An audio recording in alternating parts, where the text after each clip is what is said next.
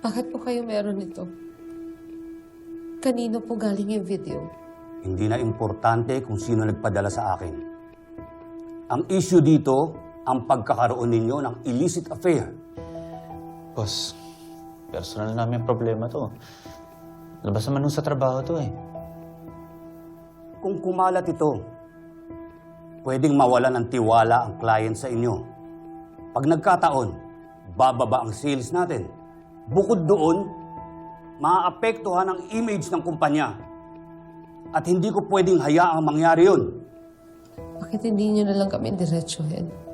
Masususpend po ba kami? Pasensya na. Pero hindi ko matotolerate yung ginawa ninyo. I have to set an example para hindi ito maulit. That's why I've decided na i-let go kayong dalawa. Teka lang naman, boss. Wala namang kasalanan si Marge. Hindi niya alam na may asawa ko. Huwag niyo na siya damay. Ako na lang parasahan niyo. I'm really sorry. Pero sinusunod ko lang kung ano nakalagay sa company handbook natin. Wala na akong magagawa.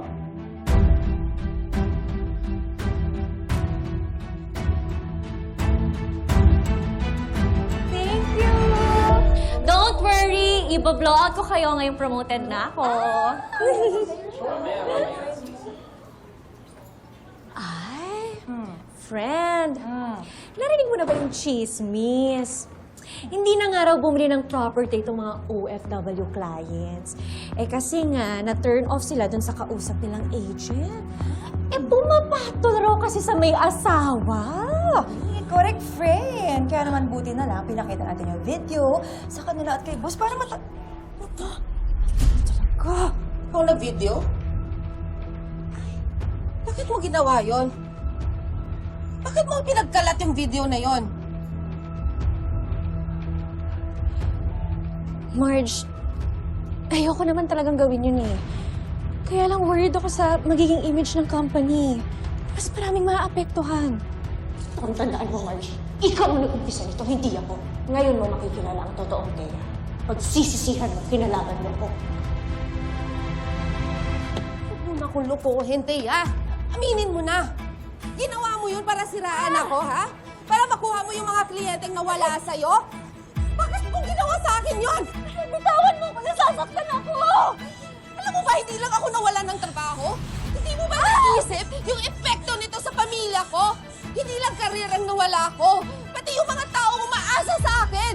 Bakit ba ako ang sinisisi mo? Hindi ba ikaw yung may ginawang kasalanan? Kung ayaw mong masasante, di sana hindi ka gumawa na masama! Masama pa lang tingin mo sa akin, ha? Huwag ka makialam! Sasampalin kita! Saan ba nabagagay ang galing basura? Nakatapos ko lang magpa-derma! Marap ka sa akin. Pasalamat ka na hindi masama ang ugali ko kagaya mo. Pero ito na yung huling beses na palalampasin ko yung atraso mo sa akin. At sa susunod na may gagawin ka sa akin, mas masahol pang gagawin ko sa'yo.